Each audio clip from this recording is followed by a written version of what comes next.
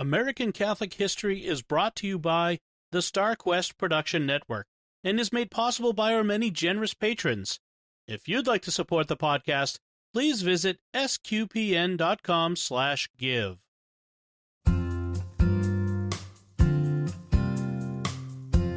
Hello and welcome to American Catholic History. If you like our podcast, be sure to rate us and give us a review wherever you get your podcasts.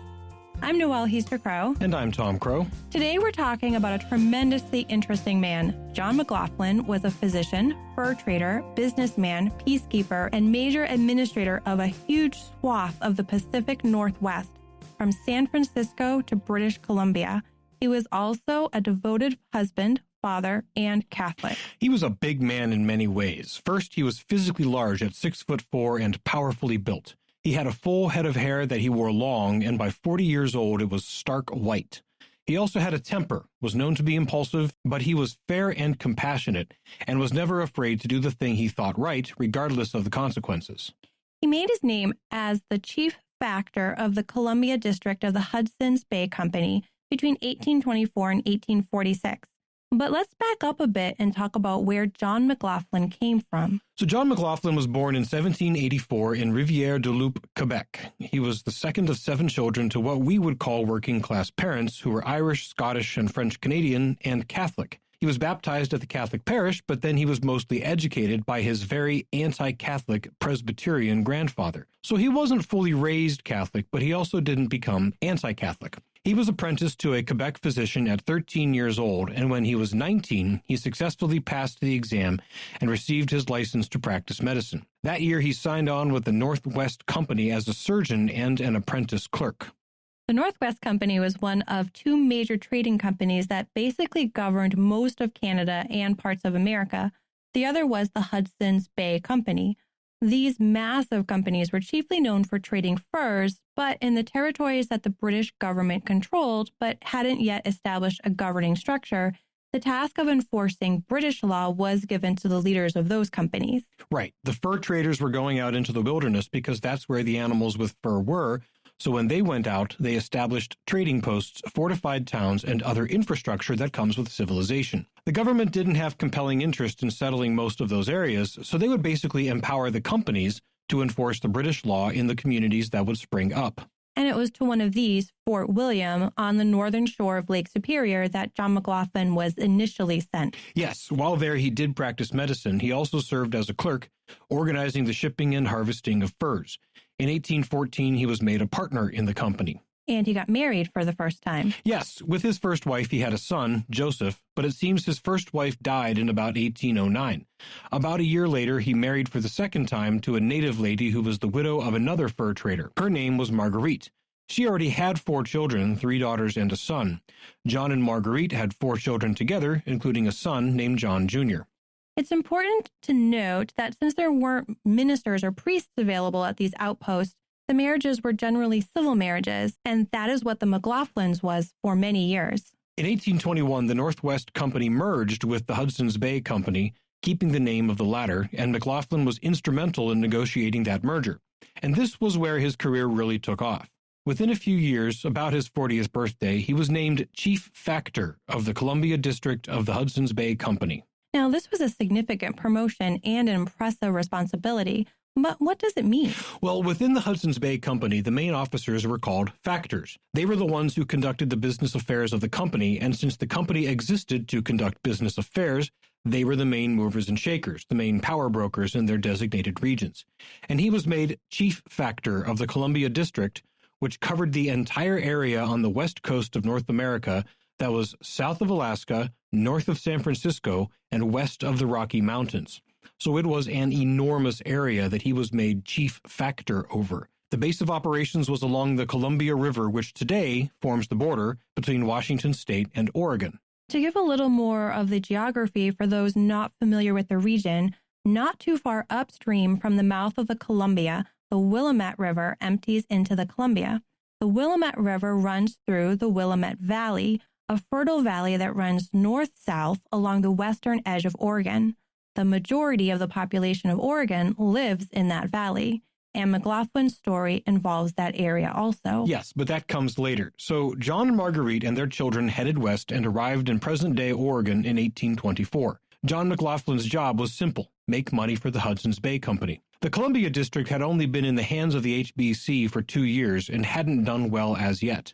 McLaughlin's job was to change that. He had to establish new Pacific trade routes, fur trading outposts, and trade routes along the coast, as well as keep the peace among the British subjects, the American settlers, and the natives, plus try to increase the number of British settlers in the area.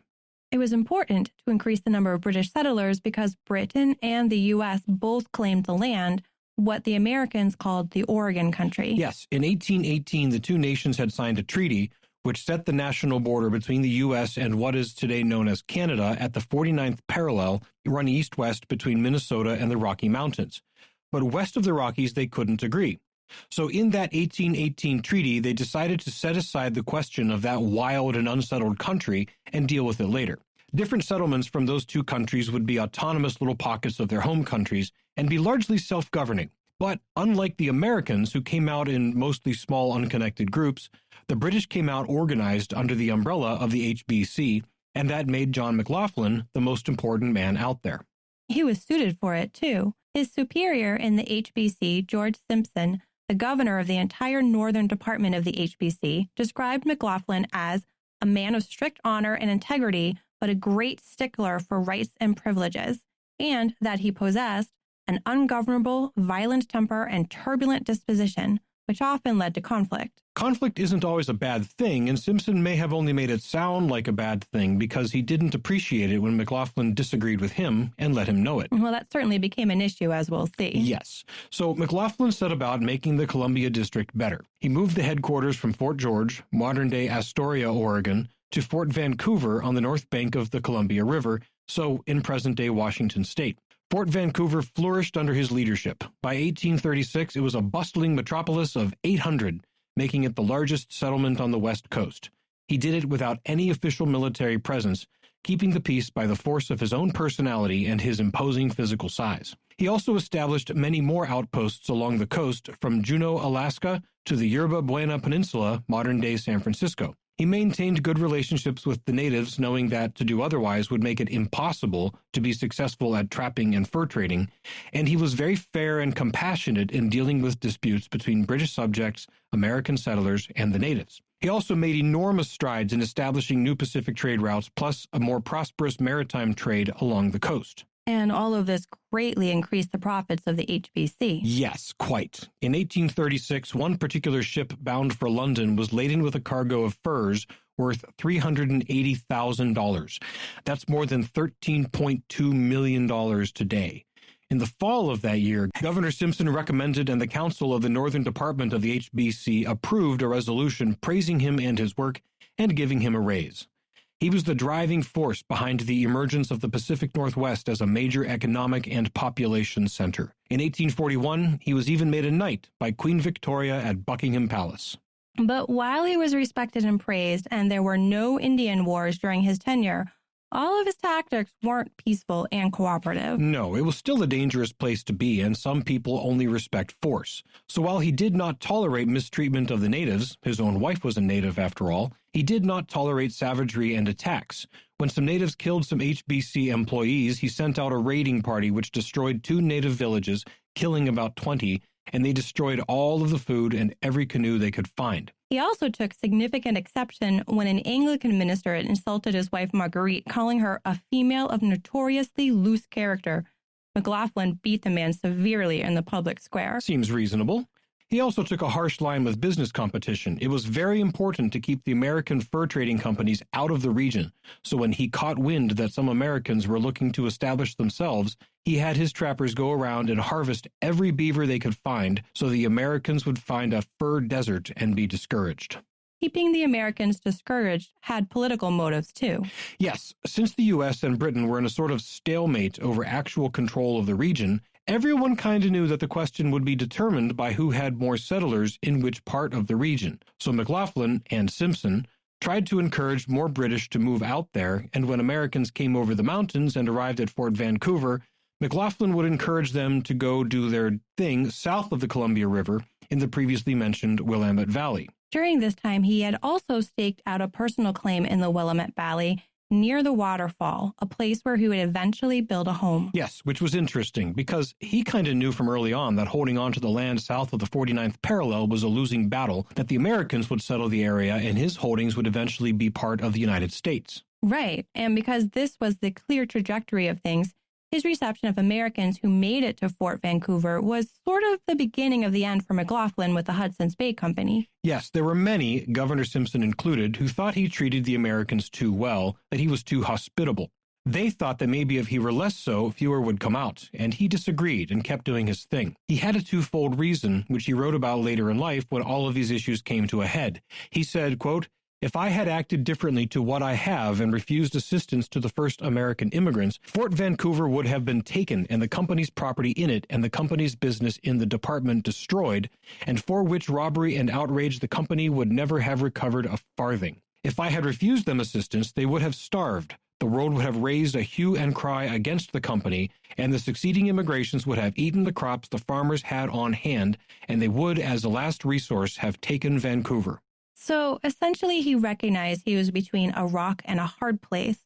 Treating the immigrants poorly had many negative consequences in the eyes of the world and in practical terms, while treating them well risked the ire of his superiors and risked betraying the British geopolitical cause in the region. And his generosity and compassion became known. One immigrant said, "We had eaten the last of our provisions at our last camp and were told that we could get plenty at the fort with or without money, that the old doctor never turned people away hungry." Another said, "Had it not been for the kindness of this excellent man, many of us would have suffered greatly." And a third wrote, "Many were relieved from perishing by the benevolence of the Hudson's Bay Company." In 1843 alone, he gave out $35,000 in advances, not expecting repayment.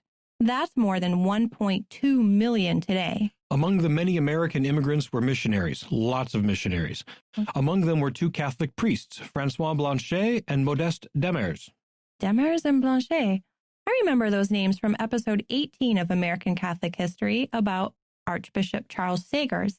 Blanchet was the first bishop of Oregon City and Demers the first bishop of Victoria Island. Yes, and they had an impact on McLoughlin because after they arrived, he returned to the Catholic faith of his birth and had his marriage to his wife of many years solemnized. He would be as unabashed as a Catholic as he was anything else for the rest of his life. And that became another reason some began to sour on him. Yes, anti-Catholicism had reached the Pacific Northwest, and even though he had been the most important man in everyone's success out there, that didn't protect him. That also points to a problem. When you're the man in charge and people's fortunes and livelihoods depend on your decision, even if you are incredibly fair in your dealings, there will be people who believe they were treated poorly. Many such people began to see opportunities to ding his character. Another factor was the collapse of the fur market. Silk had overtaken beaver fur as the most popular material for men's hats, so the profits were beginning to shrink, and the bosses were less happy with his performance. Perhaps the final nail in the coffin of his being chief factor was a visit by Governor Simpson in 1842. Right. Simpson came to Vancouver to assess things, and on this visit, he ordered McLoughlin to close many of the coastal outposts and move the headquarters of the Columbia Division well north into British Columbia. McLoughlin took it as a repudiation of all he had accomplished. The two got into heated arguments for months, including on a joint business trip to Hawaii. When his son John Jr. was killed in an alcohol-fueled fight in Alaska in April of that year, John Sr. accused Governor Simpson of only doing a perfunctory investigation of the crime. By the accounts, it seems McLoughlin may have been right. And then, lastly, in 1843, a petition was sent to Washington by American residents of the Willamette Valley that told of exaggerated, twisted, and simply false charges against McLoughlin. They wanted him gone. Their motivation was greed. They knew they were in the political ascendancy, and they wanted the land that McLoughlin and the HBC held. In 1845, the leadership of HBC, perhaps because it really was the right thing to do, perhaps as a way of pushing McLoughlin out the door, decided to break up the Columbia District and put different men in charge of the different parts. McLoughlin would no longer be solely in charge, but would have to consult with others to make decisions. As predicted, this was a bridge too far for McLoughlin. He said in a letter, "I have drunk and am drinking the cup of bitterness to the very dregs." And he tendered his resignation from the Hudson's Bay Company in 1846. John and Marguerite and some of their kids, including some married and a widowed daughter, moved to the spacious two-story home he had built near the new town of Oregon City, which he had established and platted a few years prior. McLoughlin, through his land prospecting, owned a good portion of the town and its businesses. In 1846, the Oregon Treaty resolved the border question and established the border we know today. Oregon City eventually became the territorial capital. And McLoughlin continued to be the object of resentment and suspicion by those who lived around him. He owned too much, he was too powerful, he was a British subject and had wielded British power, he was married to a native woman, and he was Catholic. So when the Oregon Territory was officially established in 1848, the question came up on how to settle land claims from before. Enemies of McLoughlin managed to get language inserted into the Donation Land Claim Act that specifically deprived McLoughlin of most of his land holdings in Oregon. The act was passed and became law. It didn't matter that he had become a U.S. citizen as soon as he possibly could, nor did it matter that, when word of this unjust act reached the Willamette Valley, McLoughlin himself and many, many in the community wrote letters decrying the action. McLoughlin was formally deprived of his land. Now, local officials, by and large, refused to enforce the law in any real way. McLoughlin was able to conduct business on his land, but he was unable to sell any of it and realize a profit. But he didn't do what many might have, just say to heck with everyone. He kept being an awesome person who just couldn't stop. He built houses, sawmills, and grist mills to help the continued influx of immigrants. He built a canal around the falls on the Willamette River at his own expense. He gave away 300 lots of land for private and public use, including land given for a Catholic school and a Catholic church, as well as Methodist, Baptist, Presbyterian, and Congregational churches. He even donated land for a city jail. In recognition of his great humanitarian and charitable efforts, he was made a Knight of St. Gregory by Pope Gregory XVI in 1847. And he served as mayor of Oregon City in 1851, winning 44 of 66 votes. John McLoughlin died at 72 in 1857. A man pushed aside, a victim of his own success, having made the Pacific Northwest an economic powerhouse and peaceful population center. A few years after his death, his land was returned to his heirs, and historical societies began to sing his praises all over the land. Schools, roads, events, and even a mountain in southern Oregon were named in his honor. His house is a National Historic Landmark. And in 1957, the centennial of his death, the Oregon legislature officially recognized him as the Father of Oregon. But the more important last word in the life and story of John McLoughlin were his own last words. As he lay dying, his nephew asked in French, "Comment allez-vous?" How are you going? John McLoughlin replied, "Adieu," to God. You've been listening to American Catholic History on the StarQuest Production Network. If you've been enjoying our podcast, please help us out and give us a 5-star rating and a good review. And please support the work of SQPN. Your support at sqpn.com/give helps make sure American Catholic History and all the StarQuest podcasts remain available. To learn more about John McLoughlin, to find previous episodes, and to send feedback, please visit sqpn.com/history. You can email us at history@sqpn.com or find us on social media at facebook.com/American Catholic History or follow StarQuest on Twitter at SQPN. I'm Noëlle Crowe. And I'm Tom Crowe. Thank you once again for joining us on American Catholic History on StarQuest.